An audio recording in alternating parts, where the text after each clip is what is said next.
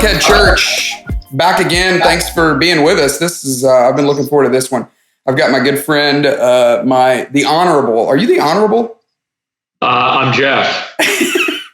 But technically, leading the Senate make you the Honorable?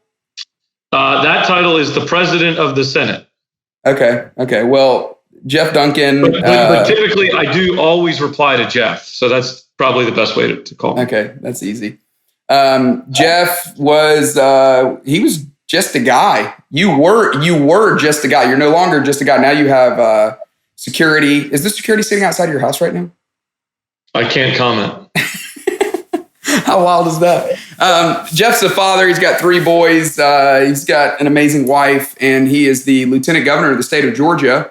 And he has attended North Point for a long time. Now attends Brownsbridge Church. So Buckhead, this guy, it's like talking to a family member. Jeff, you were quarantined, but are you out of your quarantine?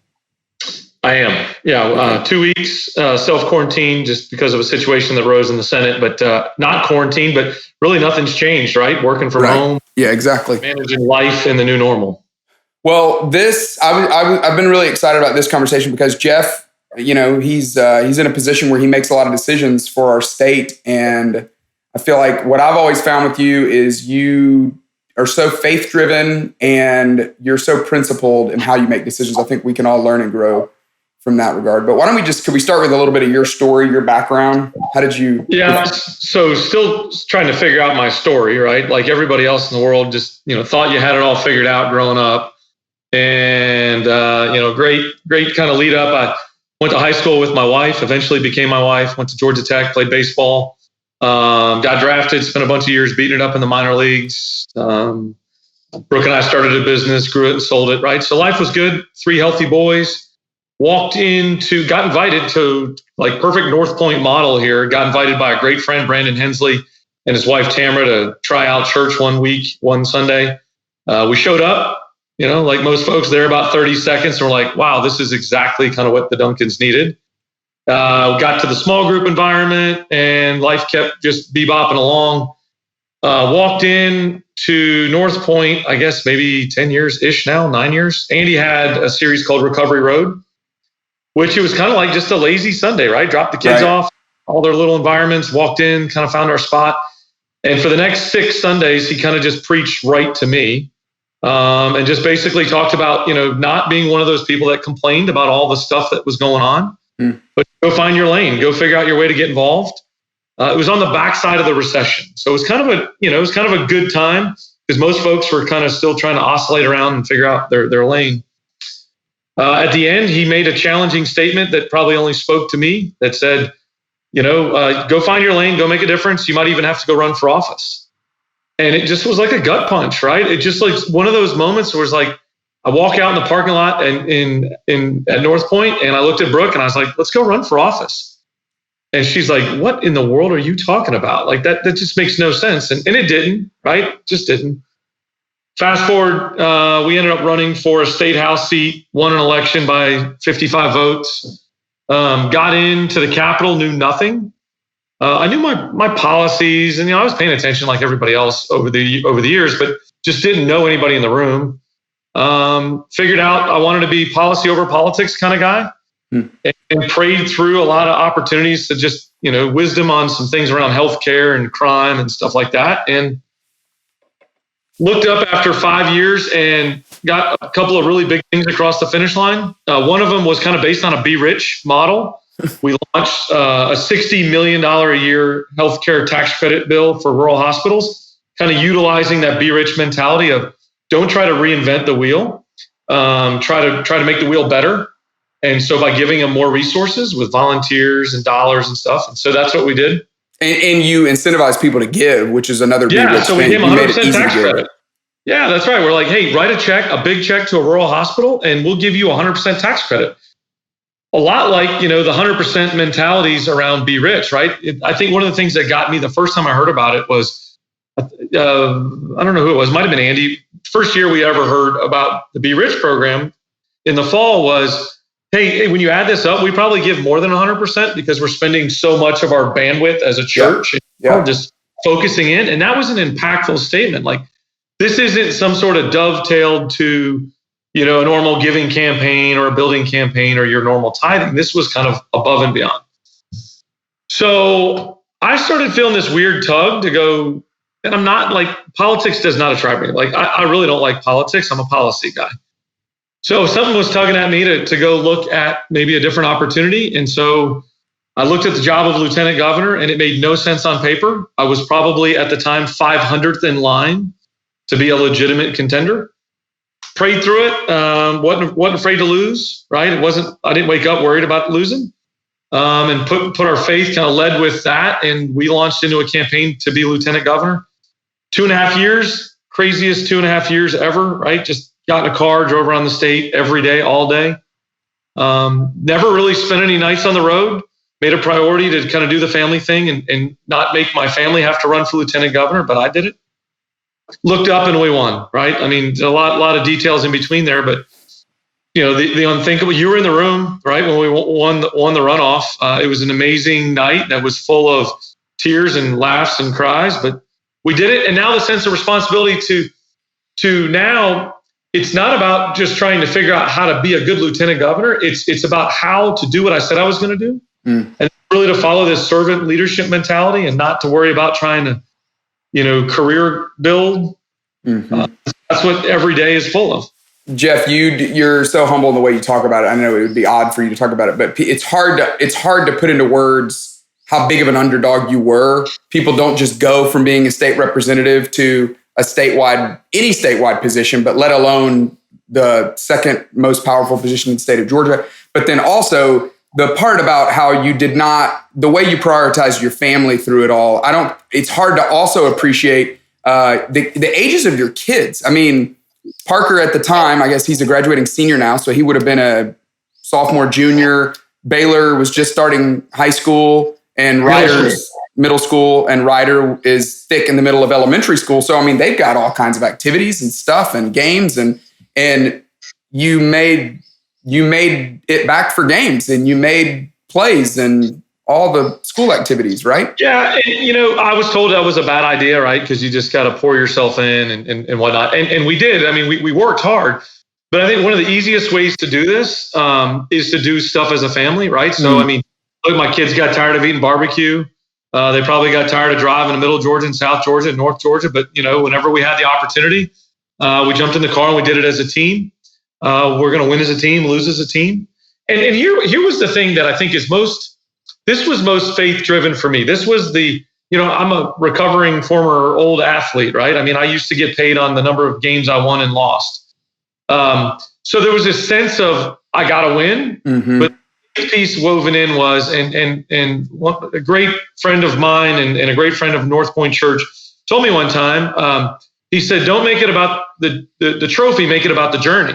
Right? So every room you get into, make a difference, right? And we can carry that over to our lives, right? Whether it's a conversation with your kids or in a business, right? Make every conversation about maximizing the journey, making sure that the way you want to go about things. And so I was comfortable in knowing that even if I lost the election, that we were going to win either way, right? I was going to have a tough couple of days. It was going to sting. We were going to try to go to the beach, unwind for a week, and come back and go figure out what's next, right? That to me is the faith journey part of this, is, just allowing you to understand that nothing that you're doing, win or lose, is a loss. It's a faith journey. That's probably a good place for us to jump off in light of where we are right now. One of the reasons I was so excited about talking to you is because, like I said at the beginning, you've helped make some of the decisions that have been so impactful. And we're really, the definition of a dilemma is two bad options. We don't have great options right now because we're in the middle of a global pandemic. And now might be a better time than ever to really focus on the journey, because we don't even know what the trophy is. And if there is a trophy, we're certainly not going to get it, because neither option is a good option. But talk us through, if you would, that decision that you were speaking into, that ultimately that you and the governor made to enact the shelter in place. You knew it, I would imagine you knew it was going to be crippling to the economy. You knew it was going to cause all kinds of mental health challenges. You and I both have had friends who've had kids who've taken their own lives because of the weight of life canceling. We've both talked to people who have the virus and have died from the virus. That's just a tough spot to be in. Tell us about that decision and how have you processed that? Yeah, so there's no textbook that we can reach to open up and say, what's next, right? I mean, I was as guilty as anybody Googling pandemic, 2 months ago when I started hearing whispers of it. So much of what is driven has been, with the governor and his team, and Brian Kemp has been an amazing individual through this whole process. He's communicated extremely well to us. And one of the encouragements he gave me early on, and I think this is just incredibly good advice that I would offer to everybody here, is in today's environment, we get so much content from social media, right? And social media probably is a great place to get information when you're wanting to see what your friends' kids did last week, or what your grandparents are doing now, whatever. It's not a great place to make big business decisions or big government decisions or big social decisions. And so we really try to work together to find those safe sources of information, the data, the facts, what are the experts you can believe that don't have an angle here, and we assembled those and really tried to gather as much information as we could. Knowing that, the extremes of that. I think that's one of the most interesting things about this whole COVID-19 situation is some people that I believe are incredibly intelligent, successful people are on both sides of this. Right. Or where the path of this is taking us. And so that's a little disconcerting. So the shelter in place, look, we knew that the overwhelming crisis is the health crisis, and that's, the coronavirus. But then there's unintended crisis that you just mentioned, right? There's an economic crisis that's being created in certain people's lives. There's families that will never be affected by the coronavirus. Not a single member of their family or their community will ever get it. But the economic devastation left behind from this is going to touch them. There's the mental health component of this.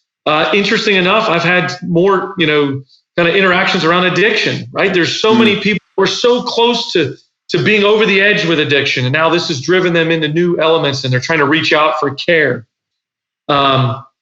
There's so many unintended consequences that wrap around this that quite honestly, I mean, this is going to sound, I don't know, this may sound over the top, but I honestly think we're going to deal with for generations the impact of this. Certainly, I'm going to talk about this. Certainly my kids are going to talk about this for a lifetime and point back to this period of time.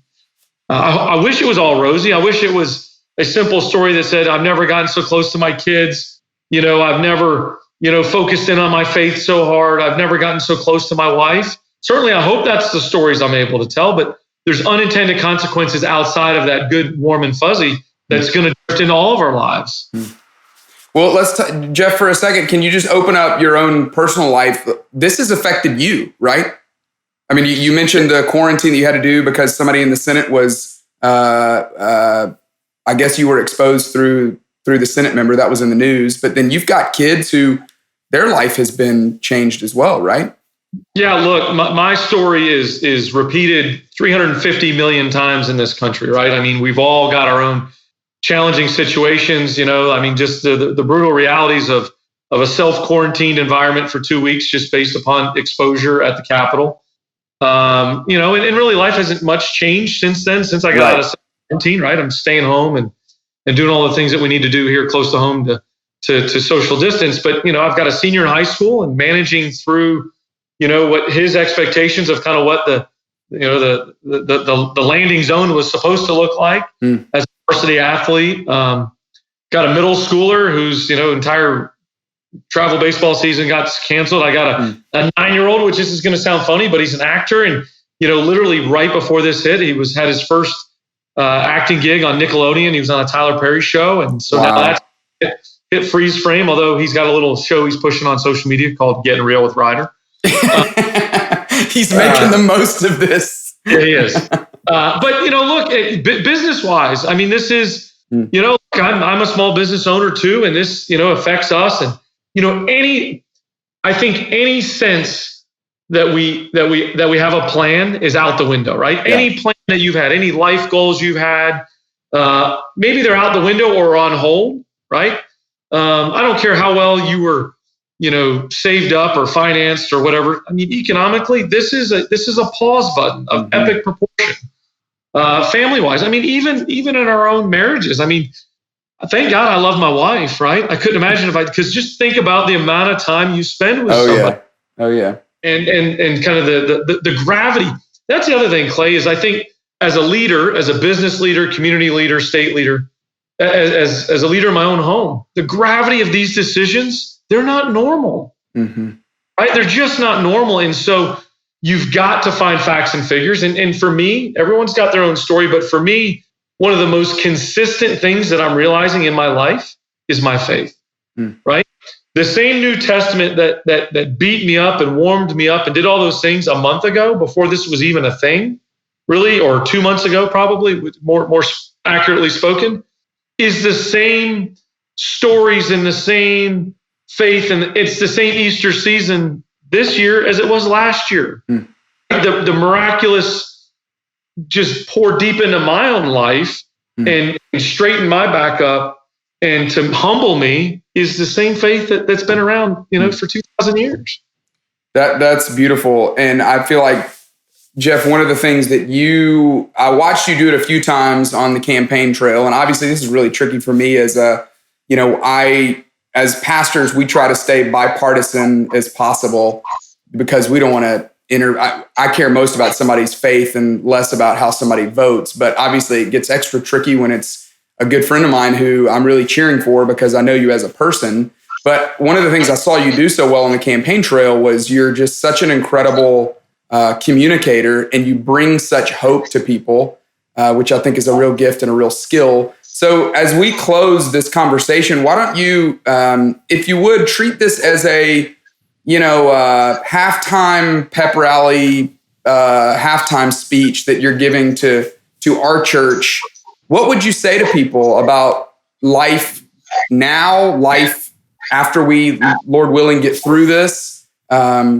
Offer people some of that same hope that you dispensed on the campaign trail, if you would. Yeah. So look, I think the first place I want to start is I am so thankful to have a church that we've got, a church that absolutely is living out what Jesus told us about. And it isn't about the physical building.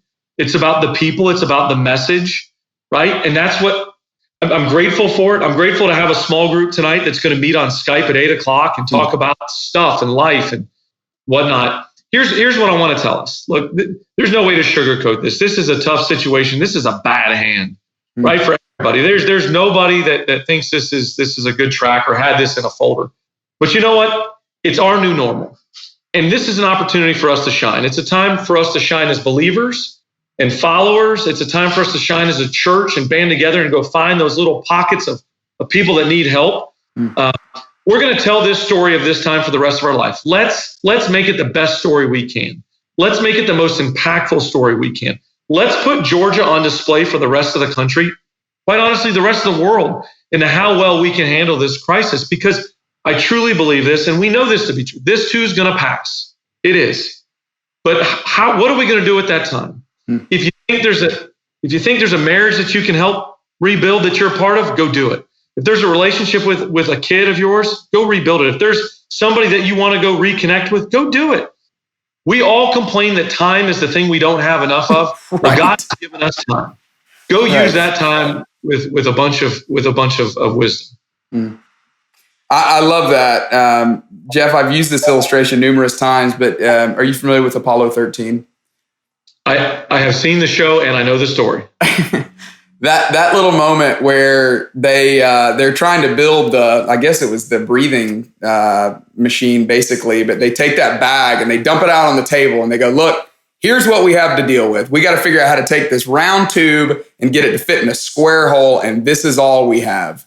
And I do feel a little bit like that's your message that, hey, sure, a lot has been taken from us. Sure, we've lost a lot, but there is a lot at our disposal. There's a lot we can do.